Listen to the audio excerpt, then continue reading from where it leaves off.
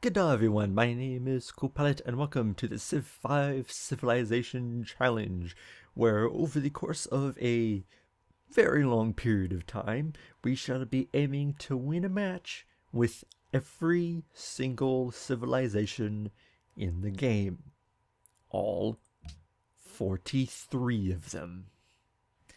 There are a lot of civs. Of course, I have every expansion and every DLC, so it adds quite a bit to the list. So this is going to take quite a long amount of time. Now, to help kind of organize these civs and make sure that I don't accidentally skip over them and know where my place is in the list of completing them, we will be doing all these civs in alphabetical order by leader, because this is how it shows up in the game creation. It lists them alphabetically by leader. You would think it would do it by civ, but no, it does it by leader. Whatever.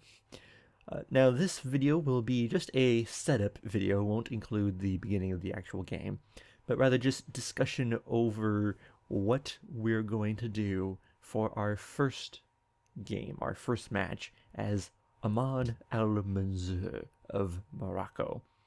Basically just kind of describing the strategy and kind of thinking out to begin with. Of course, the strategy will change and evolve according to our situation in the game, especially this one, because this one's very open-ended to many different playstyles, many different victory types. But we'll be trying to kind of get an idea of what we want to do.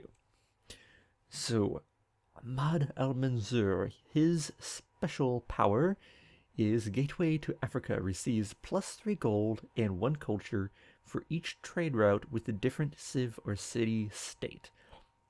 Now, I'm not 100% sure, even after my test game that I did for this a little bit ago, which was at way too easy of a difficulty, which is, I'm actually recording this for a second time because of this.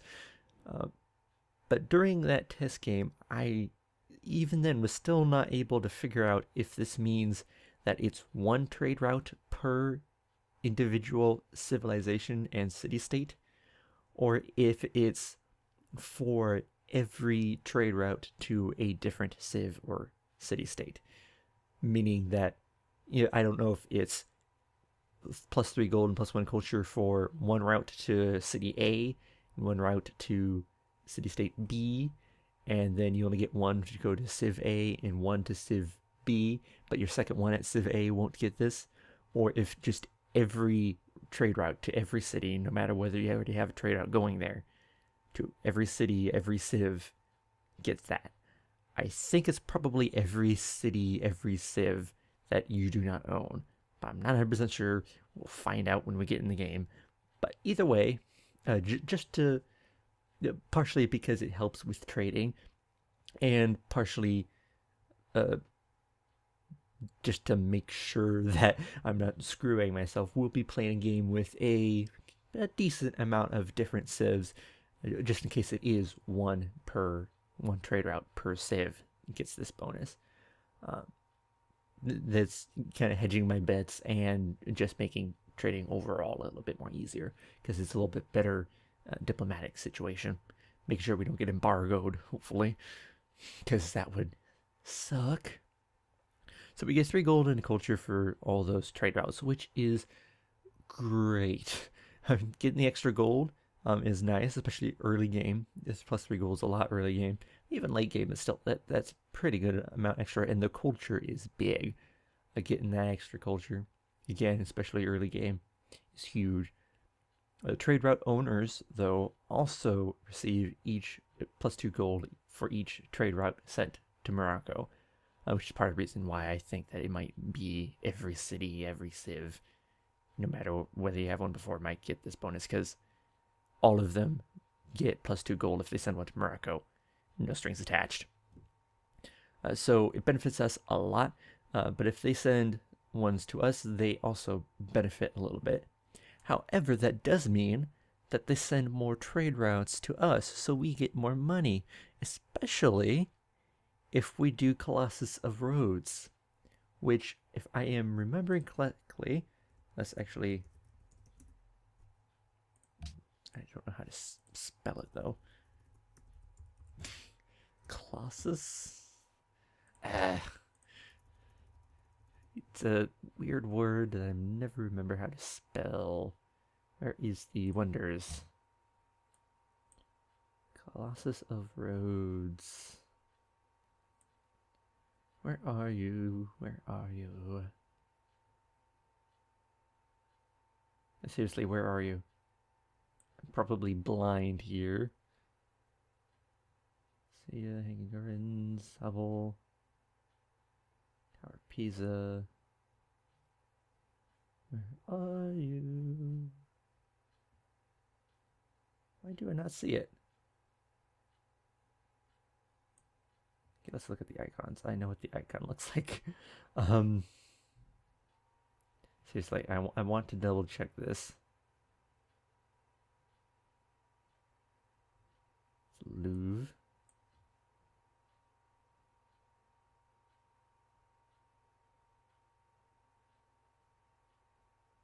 Oh, it's just I am blind. There's right there, just Colossus.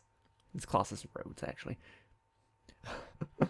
Gain additional trade route slot, and a cargo ship appears in the city. Trade routes to other players. Trade route other players make to a city with a Colossus will generate extra 2 gold for the city owner, and the trade route owner gets 1 extra gold for the trade route. So basically, since cargo ships are basically the best form of trading in the game, they go fairly far and they have a lot of flexibility. Especially since I'm thinking we'll probably be playing on an Archipelago map because of that. It just helps facilitate trading a lot. It makes trade routes just kind of better overall. This will help a lot. So if with our power, other civs will already get 2 gold for every trade route they make to us. If we get the Colossus, that would then encourage them further to trade with us, and then they get an extra gold, so they get 3 gold from us. Plus, we get 2 gold extra off of them for their trade route. So, and then plus everything else it gives us. So it's just a really good trading wonder. Since we're going to be focusing a good amount on trade, this will be huge. Now, because of all these trade routes, we won't be focusing as much on the religious game because we're probably going to be beat to it, fairly well, because we'll be going for the Colossus, and we'll also be, since I'm thinking going Archipelago, and plus I just like naval, I just like going the naval route. We'll also be going for, where is it? It is Great Lighthouse. There we go. All military naval units gain +1 movement, +1 sight, and a free lighthouse. Now, the main reason for this is, again, Archipelago map is what I'm thinking about doing. Great Lighthouse is great in that. And with all the cargo ships, you want to be able to protect them, and this will help with that. And just all these +1 movement, +1 sight bonuses are just great for going naval. Now there is another one.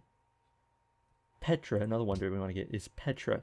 But before we talk about that, let's actually talk about the other aspects of Morocco. So we talked about the city-state, the trading aspects. So we'll be focusing a lot on that and getting gold, and maybe we'll use that golden culture for whatever victory path we decide to go down. Let's look at our special units and improvements. Our unique unit is Berber Cavalry, which is exactly like normal cavalry, except for 2 things. A mounted unit that specializes in desert warfare and protecting Moroccan lands receive combat bonuses for fighting both in desert tiles and Moroccan territory. Fierce warriors in desert Morocco, combat bonuses, yeah, it says the exact same thing. So what this gives is Homeland Guardian, which gives 25% bonus to combat within your territory, and Desert Warrior, which is 50% combat strength when fighting in desert. Morocco will generally always spawn in or near desert, partially because of this, which is a kind of mid-game unit. I don't remember military science what age is this in? It does not say. It's military science. Oh, industrial era. So yeah, mid-late game. Or, yeah, it's right around mid-game. It's kind of towards the end of the mid-game is when we get that unit. But, not only is this desert-oriented, but so is our unique improvement. Kashba will give +1 food, hammers, and gold, and can only be built on a desert tile. So, our Civ will almost definitely spawn in or near desert, because everything about the Civ, when it comes to its unique units and improvements, is oriented around being in the desert, which makes sense for Morocco. Because of this, we will be trying to get, where's the wonders again? The Petra as well. Those are the 3 wonders: Petra, Colossus, and Great Lighthouse. The Petra will give +1 food, +1 protection for all desert tiles worked in the city that it's built in, plus it gives +6 culture once archaeology is discovered. Also gives +1 culture and engineer points to begin with, and an additional trade route into Caravan. So Petra is just awesome. So long as you have a lot of desert tiles in the city, it's just amazing. Combine this with while we won't be playing the religious game much, we will be trying to make a religion and keep it within our borders to have desert tiles give faith. So won't be really playing a huge amount of the religious game, as I said, I don't think, but we will still be trying to get some bonuses out of it for ourselves.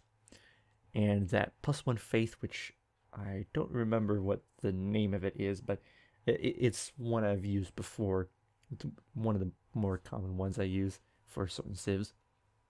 It's combined with Petra, combined with whatever the heck those things were called, the Kasbahs, which, by the way, do require chivalry, so they're mid-game improvement. It is just amazing. Absolutely amazing. Now, you might think, well, won't Archipelago kind of mess that up? Well, no, not really. There are plenty of times where Archipelago maps will have decent-sized islands, and so long as you get one with a good amount of desert, you're set. You may or may not require like a few restarts to get a decent starting location. Just at least get a starting location that has some desert near it.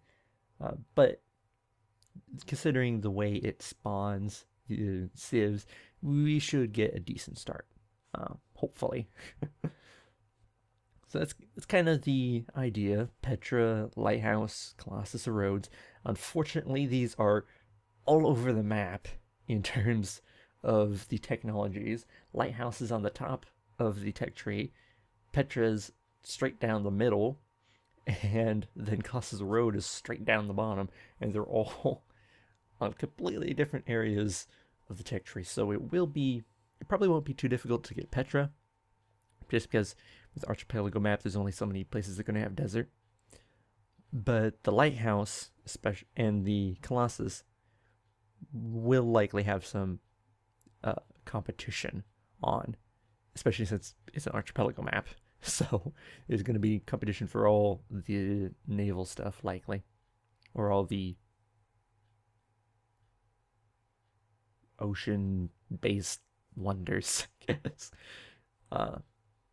Petra, we should, I believe, be able to get fairly easily.